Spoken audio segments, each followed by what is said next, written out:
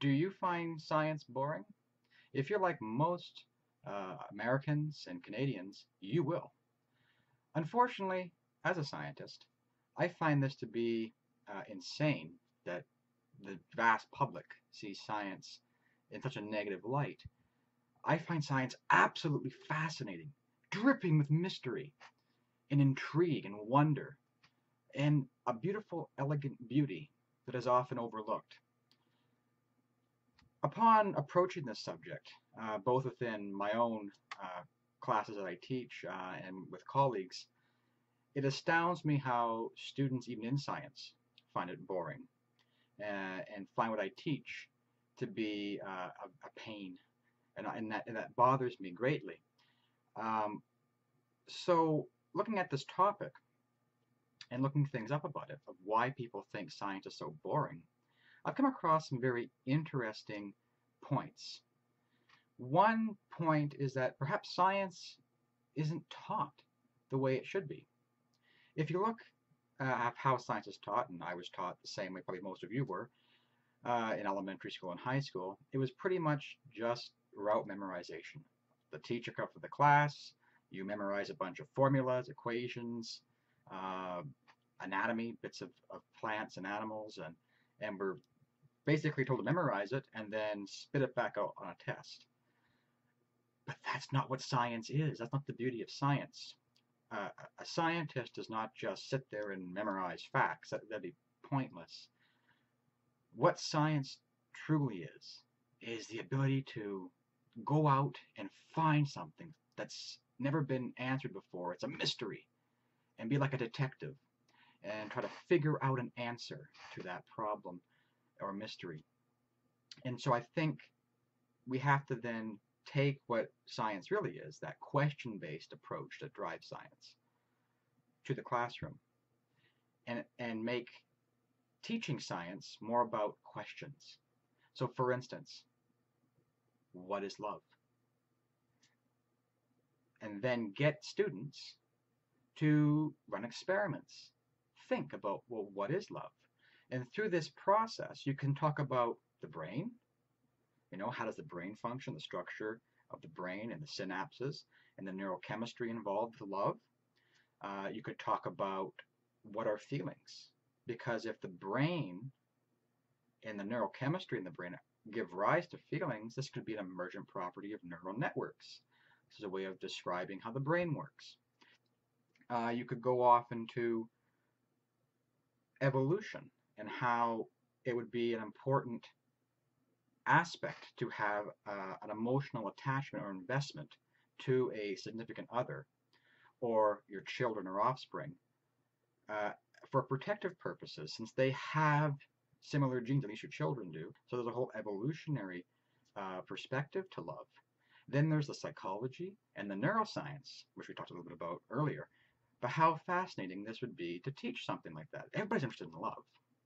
What about electronics? You could then say, here's an interesting problem we have with robots, and get the students to build and think about robots, give them the pieces, and the theory that goes with robotics and the part of the problem that you're looking at, give them some of the science behind it and the engineering and math, so that then they can, while learning it, take it, process it, and then do it.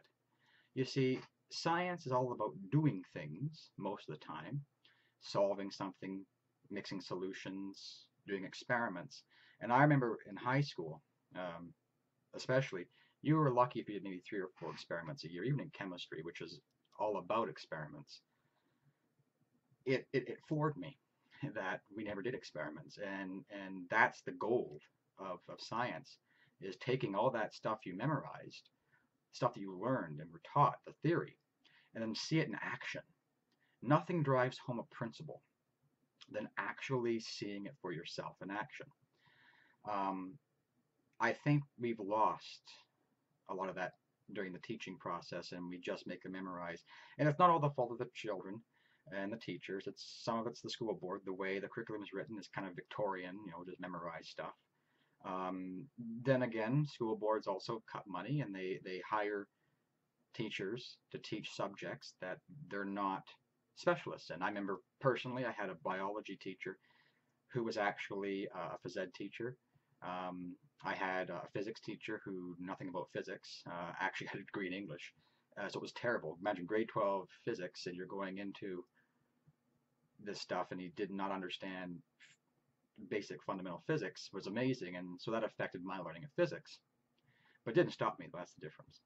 I kept learning physics on my own and I went to university and took separate physics courses. But that's besides the point.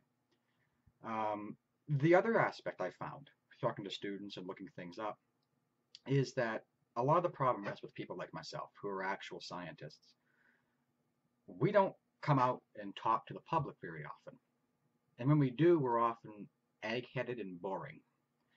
A lot of scientists are not very good communicators. We don't take these things in school. We are never taught them usually in our programs that we take to get to be a scientist. So, your undergrad and your master's and PhD often don't have public communications in there where we talk to people. Most scientists work great together. You get a bunch of scientists together, we work very well. It's just that we have a difficulty taking what we know, the complex theories, and then explaining it to the public. And that's a fail on us in the scientific community. Another aspect is how the public perceives science as well as politicians. So a lot of what people see are what the media presents and what politicians talk about, especially now in Canada and the US. We've got lots of political races going on. One for the presidency in 2016, and then this year in Canada we have this October electing a potentially new prime minister. So there's all these politicians, and the one thing you see across the board generally is very little to no talk on science and the environment. And that's interesting because that sets the tone for what people talk about, and the public then perceives, oh, it's not important. The other thing I find about the public, and general public, is when I talk to them and engage with them about scientific principles or questions they have about science, and I try to talk to them about them, I often get this, oh, well, I don't really care about the details. I'm not really into science. It's somebody else will worry about that. I don't, just give me the basic stuff. I don't care about the details.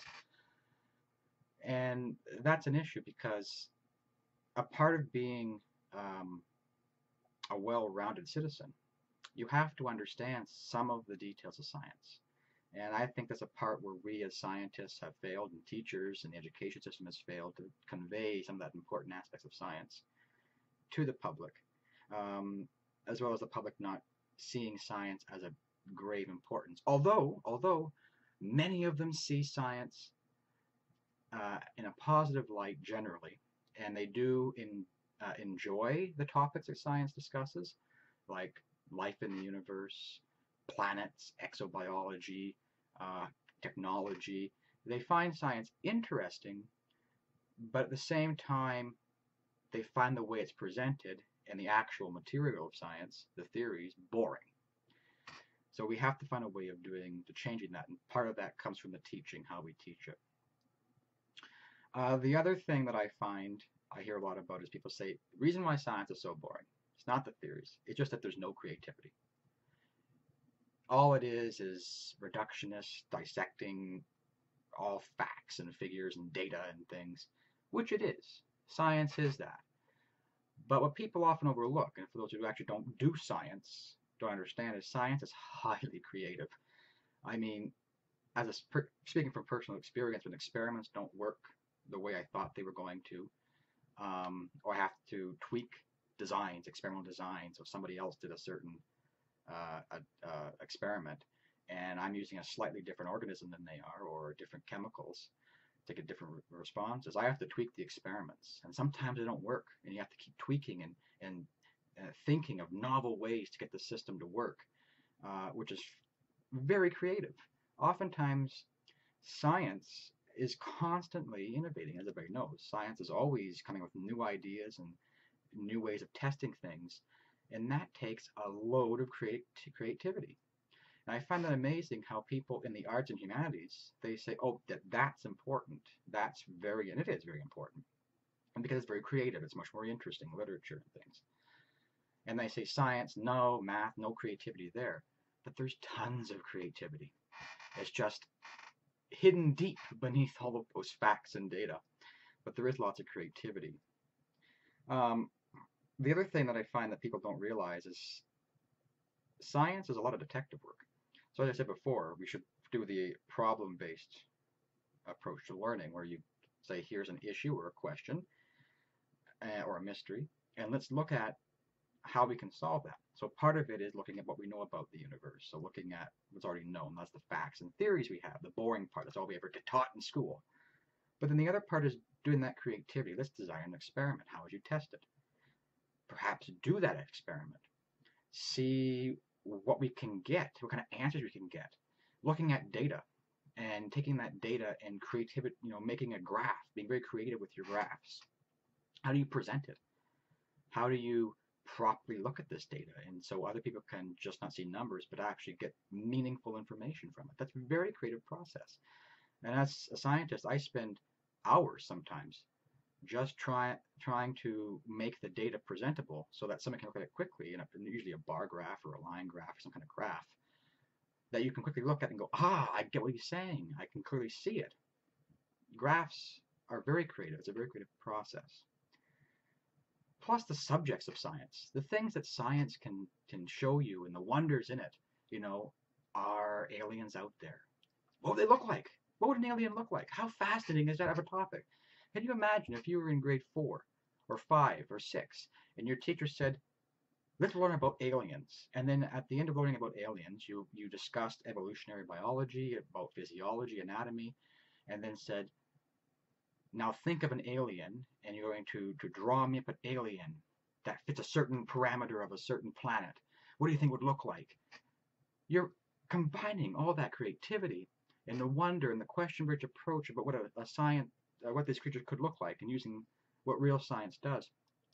And I think if we did things like that, so we had question-based learning in science, we had scientists coming out more and talking about their topics and using words that are not complicated, and actually engaging with the audience, I think would be very important as well as having media and politicians in particular actually starting to get into the conversation and learning more about science themselves, and having the fake fallacy that science isn't creative should be removed, and we should, by doing these question-based approach and all these things I've mentioned, could actually remove those barriers. So I'm interested to hear what you guys have to say in the comment section below. If you liked what I say or you enjoyed the video, please give a like. I look forward to hearing comments on your thoughts on this opinion of why science is so boring. I'll talk to you later, and take care.